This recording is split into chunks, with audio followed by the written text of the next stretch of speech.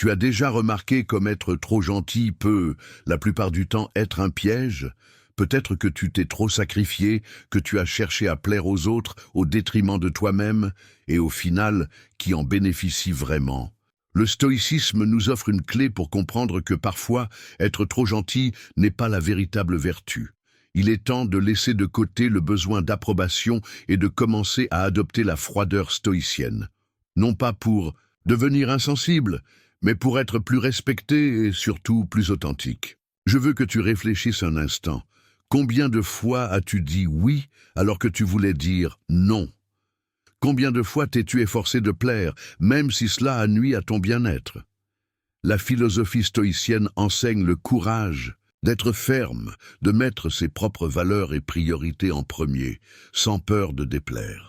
Et je suis ici pour te montrer exactement comment la froideur stoïcienne n'est pas seulement une protection contre les excès de la retenue, mais aussi une façon puissante de gagner du respect.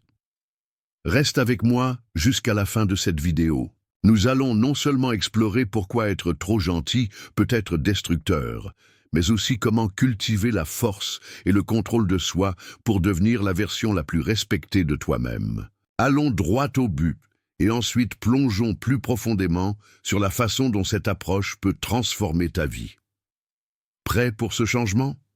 Avant de commencer, laisse un like et abonne-toi à la chaîne. Cela m'aide à continuer à t'apporter des contenus comme celui-ci. Et plus important encore, active la cloche pour ne rien manquer de nos leçons précieuses sur le stoïcisme et le développement personnel. Maintenant, passons directement à ce qui compte. Trop de gentillesse crée de la dépendance et pas du respect. Quand on essaie constamment de plaire aux autres, on finit par créer une dépendance, où les gens s'habituent à attendre notre disponibilité constante et notre facilité, même si cela nuit à nos propres limites. La calme ne génère pas de respect, mais plutôt un cycle de manipulation et des attentes irréalistes. Pour changer cette dynamique, il faut commencer à pratiquer le soin de soi et établir des limites claires. Voici quelques manières d'appliquer cela dans ta vie. Apprends à dire non avec confiance. Commence par pratiquer le non de manière simple et directe. Quand quelqu'un te demande quelque chose que tu ne peux pas ou ne veux pas faire, réponds fermement mais poliment. Par exemple, si on t'invite à un événement ou te demande de l'aide que tu n'es pas en mesure de donner, dis quelque chose comme « J'apprécie vraiment ton invitation, mais je ne peux pas aider en ce moment ». Cela montre du respect pour tes propres limites et enseigne aux autres à les respecter aussi. Définis des horaires et des priorités. Établis des limites avec ton temps. Si tu fais partie de ceux qui essaient de répondre aux besoins des autres, au travail ou dans ta vie personnelle, définis des plages horaires où tu es disponible pour les autres et des moments où tu es 100% dédié à toi-même ou à tes tâches les plus importantes. Par exemple, réserve les premières heures de ta journée pour te concentrer sur ton développement personnel et ne laisse personne interrompre ce temps, même pour une bonne cause. Crée de l'espace pour tes besoins et désirs. Souvent, la modération excessive vient du désir de plaire pour être accepté. Cependant, tu dois apprendre à donner de l'importance à ce que tu veux et à ce dont tu as besoin, sans te soucier du regard des autres. Au lieu de toujours dire « oui ». Pour plaire, demande-toi « est-ce vraiment ce que je veux faire maintenant ?» Lorsque tu commences à prioriser tes propres désirs de manière saine, tu crées un environnement de respect de soi, et les autres respecteront ta présence et tes limites. Renforce les limites avec des actions, pas seulement des paroles. Dire que tu as besoin de temps pour toi est un début, mais renforcer ces limites avec des actions est ce qui va vraiment consolider le respect. Si tu cèdes constamment aux demandes des autres, même après avoir dit non, tu affaiblis ta propre autorité. Si quelqu'un insiste pour que tu fasses quelque chose que tu ne peux pas ou ne veux pas faire, sois ferme en répétant tes limites. Par exemple, si quelqu'un continue de demander, réponds fermement « J'ai déjà dit que je ne peux pas faire ça maintenant et j'espère que tu respecteras cela. » Maintenant que tu comprends comment la gentillesse excessive peut créer une dépendance, il est temps de passer à la prochaine leçon. Découvrons ensemble comment la véritable force réside dans le fait d'être l'autorité de sa propre vie et de prendre des décisions basées sur tes principes, sans crainte ni pression des autres. Reste avec nous pour la prochaine étape. Sois l'autorité de ta propre vie. Quand tu essaies constamment de plaire aux autres, sans t'en rendre compte, tu commences à perdre le contrôle de ta propre vie. Les attentes extérieures commencent à dicter tes actions, tandis que tes principes passent au second plan. Le stoïcisme nous enseigne à être les véritables leaders de notre propre vie, à prendre des décisions basées sur nos valeurs et non sur des pressions extérieures. Explorons comment tu peux appliquer cela de manière pratique. Définis tes principes personnels. La première action pour devenir l'autorité de ta propre vie est de comprendre quelles sont tes valeurs et principes fondamentaux. Demande-toi, qu'est-ce qui est le plus important pour moi? Qu'est-ce qui me fait sentir que j'agis avec intégrité?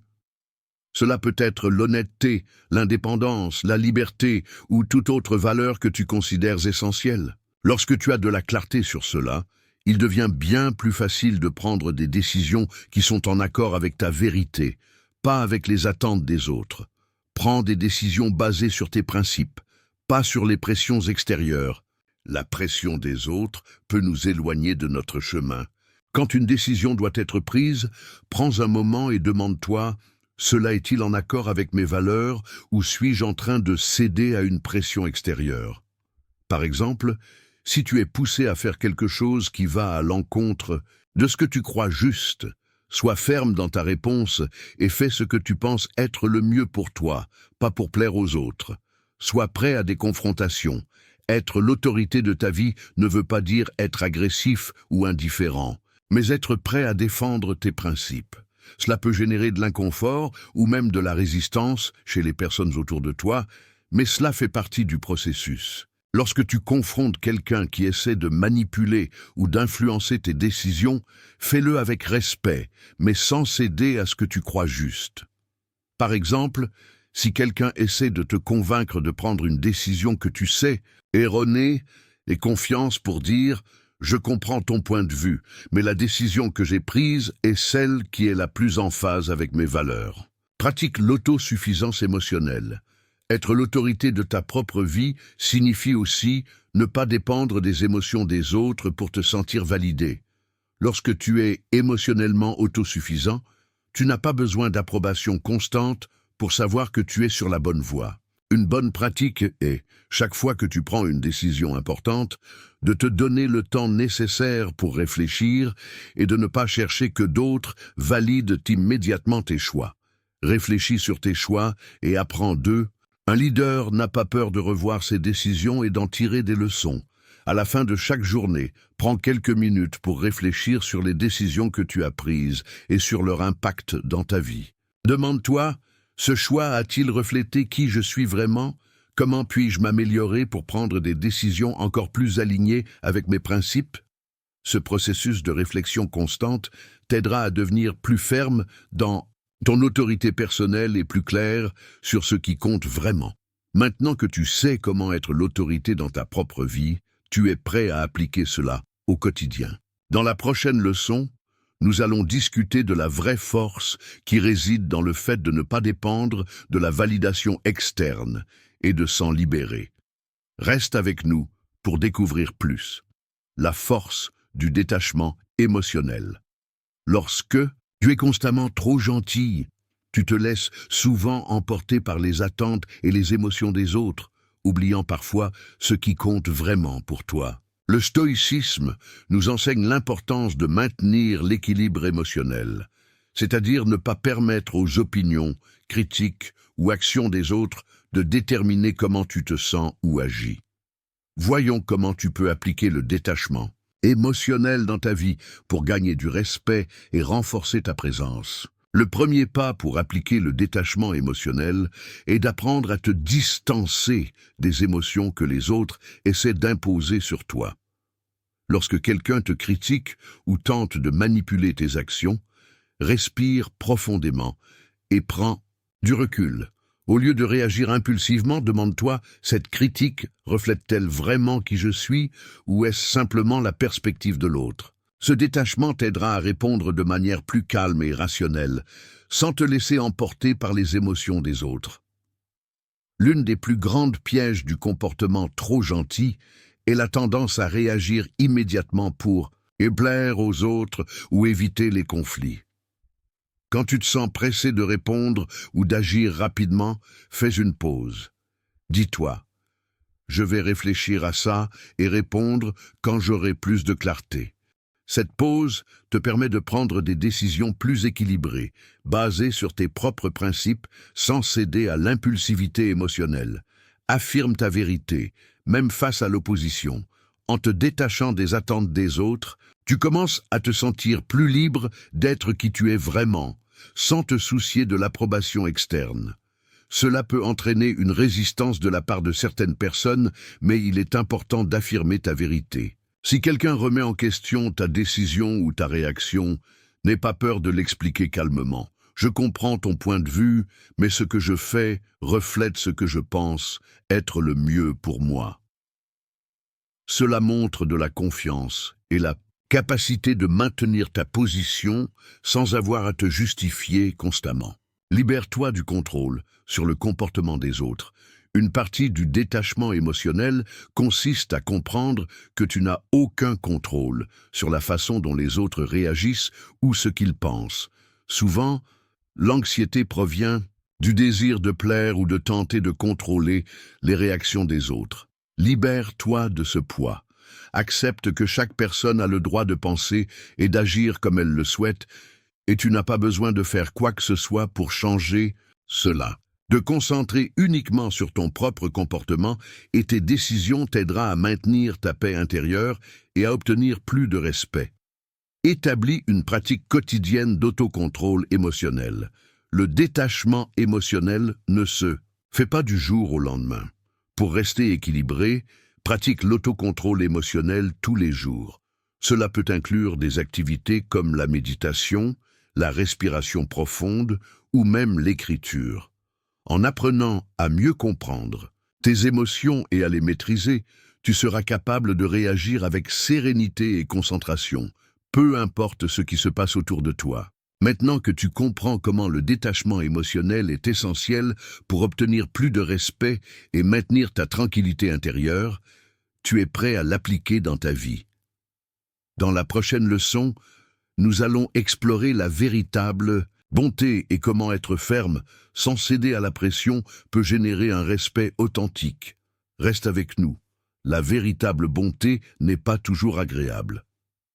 Être trop gentil signifie souvent faire plaisir aux autres, céder à leurs désirs et éviter les conflits. Mais la véritable bonté va au-delà de cela. Parfois, la bonté exige que tu sois ferme et prennes des mesures qui ne plaisent pas, mais qui sont nécessaires pour la croissance et le bien-être de tous. Le stoïcisme nous enseigne que, pour être vraiment bon, il faut savoir quand être dur, prendre des décisions difficiles et ne pas céder à la pression de plaire tout le temps. Voyons comment tu peux appliquer cela dans la pratique. Sois ferme dans tes décisions, même si elles vont à l'encontre des autres. Être gentil ne signifie pas toujours être complaisant.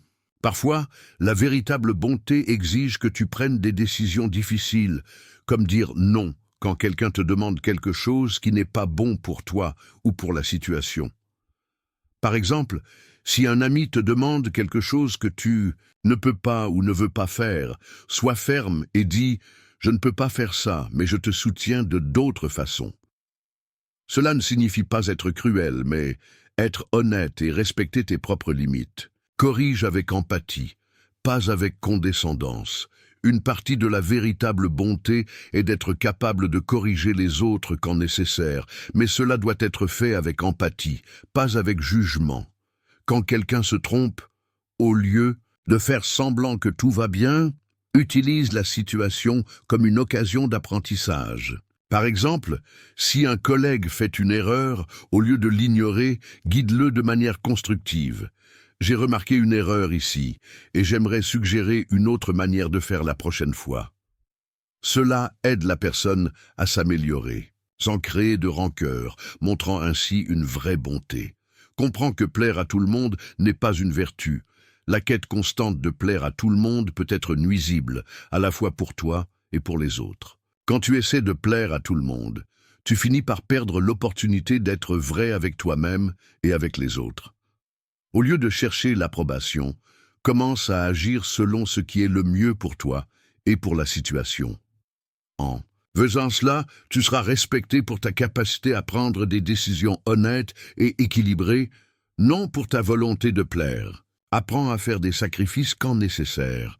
Parfois, être bon nécessite des sacrifices, comme renoncer à quelque chose pour le bien des autres. Cependant, ce sacrifice ne doit pas être constant, ni nuire à ton propre bien-être. Par exemple, si tu dois faire quelque chose que tu n'aimes pas, mais qui est important pour le bien-être de quelqu'un de proche, fais-le de bon cœur, en sachant que cela fait partie de ton développement personnel. La véritable bonté exige que tu saches équilibrer tes propres besoins avec ceux des autres, sans te sacrifier de manière insoutenable. N'aie pas peur des confrontations difficiles. Être ferme signifie aussi être prêt à affronter des confrontations quand nécessaire. Souvent, pour être bon et respecté, tu dois gérer des conflits de manière constructive, sans craindre de créer de l'inconfort.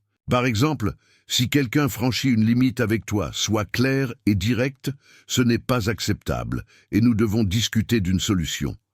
L'essentiel est de rester calme et déterminé, pour que les autres sachent que, bien que tu sois une personne bonne, tu mérites aussi du respect et n'accepte pas l'abus ou le manque de respect. Maintenant que tu comprends comment la véritable bonté implique souvent d'être ferme et de prendre des décisions difficiles, tu es prêt à appliquer cela dans ta vie quotidienne. Dans la prochaine leçon, nous explorerons comment se libérer du besoin de validation externe et commencer à vivre selon ta propre vérité. Reste avec nous, détache-toi du besoin de validation. Le besoin constant de validation externe peut être l'un des plus grands obstacles à la croissance personnelle. Lorsque tu dépends de l'approbation des autres pour te sentir bien dans ta peau, tu perds ton authenticité et tu commences à modeler tes actions selon ce que les autres attendent de toi. Le stoïcisme nous enseigne à être guidés par la raison et nos propres principes et non par les attentes externes. Voyons comment tu peux appliquer cette leçon dans la pratique et te libérer du besoin de validation. Remets en question l'idée que tu dois plaire à tout le monde. La première étape pour te libérer de la validation externe est de remettre en question cette idée. Demande-toi, pourquoi ai-je besoin de l'approbation des autres? Cela m'aide-t-il à grandir ou cela m'empêche-t-il d'être qui je suis réellement? Souvent, la pression pour plaire vient de nos insécurités internes ou de l'idée que nous sommes plus précieux quand nous sommes acceptés par les autres. Lorsque tu comprends que l'approbation des autres ne définit pas ta valeur, tu commenceras à agir selon tes propres principes. Prends des décisions basées sur ce que tu crois être juste, pas sur ce que les autres attendent. Commence à prendre des décisions basées sur tes propres valeurs, même si elles ne plaisent pas aux autres. Si tu as une opinion différente de ton groupe d'amis ou de tes collègues, n'aie pas peur de l'exprimer. Au lieu de changer ton point de vue pour être accepté, reste fidèle à toi-même et à ce que tu crois être juste. Cela générera plus de respect de la part de ceux qui comptent vraiment et montrera aux autres que tu es une personne authentique, qui ne se conforme pas aux attentes des autres. Pratique l'autoconnaissance quotidienne. Plus tu apprends à te connaître, moins tu dépendras de la validation externe. Prends un moment chaque jour pour réfléchir à tes actions, tes sentiments et tes décisions. Demande-toi, est-ce que j'agis selon ce que je crois être juste? Comment puis-je m'améliorer et être plus fidèle à ma vérité? Plus tu te comprends, plus il te sera facile de prendre des décisions alignées avec tes principes et moins tu dépendras de l'approbation des autres. Sois le juge de tes actions. Ne t'attends pas à ce que les autres valident tes choix ou tes réussites. Deviens ton propre juge, célèbre tes victoires internes, même si personne d'autre ne le remarque. Si tu as pris une bonne décision, même si elle n'a pas été reconnue, reconnais pour toi-même la valeur de cette action. La vraie satisfaction vient de l'intérieur, quand tu sais que tu as fait ce qui était juste, peu importe l'opinion des autres. Coupe les liens avec les personnes qui cherchent constamment ton approbation. Pour te libérer du besoin de validation externe, tu dois arrêter de t'entourer de personnes qui exigent que tu te conformes à leurs attentes. Entoure-toi de personnes qui respectent ton authenticité et qui sont prêtes à te soutenir, non parce que tu cherches leur approbation, mais parce que tu es fidèle à toi-même. Si tu réalises qu'une amitié ou une relation repose uniquement sur la validation, il est temps de repenser ce lien et de te concentrer sur des relations qui nourrissent ton vrai moi. Maintenant que tu sais comment te libérer du besoin de validation externe et vivre selon tes propres principes, tu es prêt à appliquer cela dans ta vie quotidienne. Dans la prochaine leçon, nous explorerons comment gérer le drame et les situations tendues, en recherchant la sérénité et le respect au lieu de s'engager dans des conflits inutiles. Reste avec nous pour la prochaine étape. Rejette le drame, cherche la sérénité. Le drame et les conflits inutiles sont des sources constantes de stress et de distraction, surtout quand tu essaies de plaire aux autres ou de te conformer à des attentes externes. Le stoïcisme nous enseigne à maintenir la sérénité, peu importe ce qui se passe autour de nous. En nous éloignant des drames et en nous concentrant sur la paix intérieure, nous gagnons du respect, car nous montrons que nous sommes immunisés contre les turbulences extérieures. Voyons comment appliquer cela au quotidien pour gagner plus de sérénité et de respect. Identifie et évite les situations dramatiques. Le premier pas est de reconnaître quand tu es attiré dans une situation dramatique ou conflictuelle. Cela peut être un commentaire négatif, une rumeur ou un ragot. Dès que tu le perçois, fais un choix conscient de ne pas t'y impliquer. Demande-toi, cela vaut-il la peine ? Cela apportera-t-il quelque chose de positif à ma vie ou à celle des autres ? Si la réponse est non, éloigne-toi. En agissant ainsi, tu pratiques la sérénité et l'autocontrôle, et tu gagnes du respect en maintenant ton équilibre. Réagis calmement, pas impulsivement. Quand quelqu'un essaie de lancer un drame ou de te provoquer, la réaction immédiate peut être la colère ou la défense. Cependant, la sérénité stoïcienne nous enseigne qu'en réagissant impulsivement, nous perdons l'occasion de répondre de manière rationnelle. Si quelqu'un commence à te critiquer sans raison, tu peux répondre « Je comprends ton point de vue, mais je ne vais pas m'impliquer dans ce genre de conversation ». Cela montre de la maturité émotionnelle et du respect pour soi-même. Garde le focus sur ce qui compte vraiment. Le drame et les conflits inutiles peuvent détourner ton attention des choses vraiment importantes. Souviens-toi que la sérénité vient de la capacité à se concentrer sur ses propres priorités et objectifs, sans être distrait par les opinions ou actions des autres. Crée une routine qui t'aide à te concentrer sur ce que tu considères comme essentiel, que ce soit ton développement personnel, ton travail ou tes relations les plus significatives. En gardant ce focus, tu deviendras une personne plus respectée, qui ne se laisse pas emporter par les distractions extérieures. Pratique l'empathie sans entrer dans le drame. Maintenir la sérénité ne signifie pas être insensible ou ignorer les sentiments des autres. Tu peux être empathique sans t'impliquer émotionnellement dans un drame. Lorsque quelqu'un vient te parler d'un problème ou d'un conflit, écoute attentivement, mais ne laisse pas la charge émotionnelle de la situation t'envahir. Offre ton soutien de manière équilibrée, sans te laisser entraîner dans la négativité. En agissant ainsi, tu montres que tu maîtrises tes émotions et que, bien que tu te soucies des autres, tu ne te perds pas dans leurs turbulences. Développe une pratique quotidienne d'autocontrôle émotionnel. Pour maintenir la sérénité, il est essentiel de cultiver l'autocontrôle émotionnel. Cela peut être fait par des pratiques quotidiennes telles que la méditation, la respiration, une profonde ou même l'écriture sur tes sentiments. Plus tu apprendras à contrôler tes réactions émotionnelles, plus il te sera facile de gérer les situations difficiles sans te laisser emporter par des drames inutiles. Ce contrôle ne va pas seulement améliorer ta qualité de vie, mais il montrera aux autres que tu es une personne respectée, calme et concentrée. Maintenant que tu sais comment gérer le drame et maintenir la sérénité, tu es prêt à appliquer cela dans ta vie et à créer un environnement plus calme et respectueux.